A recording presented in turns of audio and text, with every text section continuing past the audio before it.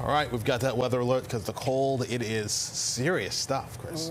It is. We're talking bitter cold that, again, could lead to some frostbite if you're out there for any prolonged period of time. 15 minutes can do it in conditions that we're going to be experiencing overnight tonight and, again, each and every morning, especially with wind chills at 0 or below. So the signs, cold skin leading to stinging feeling, then numbness.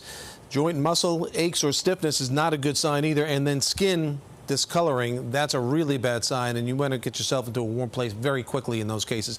One of the things I also want to point out, mittens are actually better than gloves. The gloves tend to separate your fingers by themselves. When they're all together, they can stay a little bit warmer, so be aware of that if you can get away with that.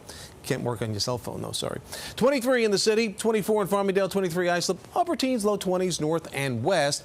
Winds out of the west-northwest, they're averaging about 10 miles per hour or less in most locations. Every now and then, though, still a gust, 23 in the city, gust to 18 in Bridgeport, and that will vary from time to time, the wind speed. Wind chills right now 14 in town. Single numbers north and west, 10 down at Belmar, 16 over at Islip. Those are going to come down even further, and some of them will have a negative sign in front of them by tomorrow morning. Satellite perspective, not much to show you. Basically, fair weather. You've got lake effect snow up here, but it's a broad area of high pressure and cold air that's going to stay in place for us for the next few days. So right now we're in the 20s along the eastern seaboard, drops to the teens in places like Syracuse and Pittsburgh, and then it drops off to 0 in Green Bay, below 0 in Minneapolis. And look how far south that cold has gone, into the deep south. The eastern two-thirds of the country, most of it under either an extreme cold warning or a cold advisory, and all the way down to the Gulf of Mexico as well. Meantime, a storm is brewing there.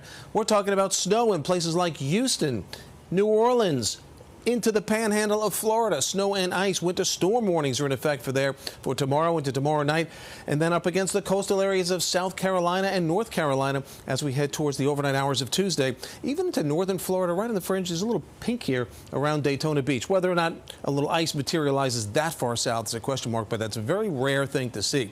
Meantime, for us, the frigid breeze persists, biting wind chills again tomorrow.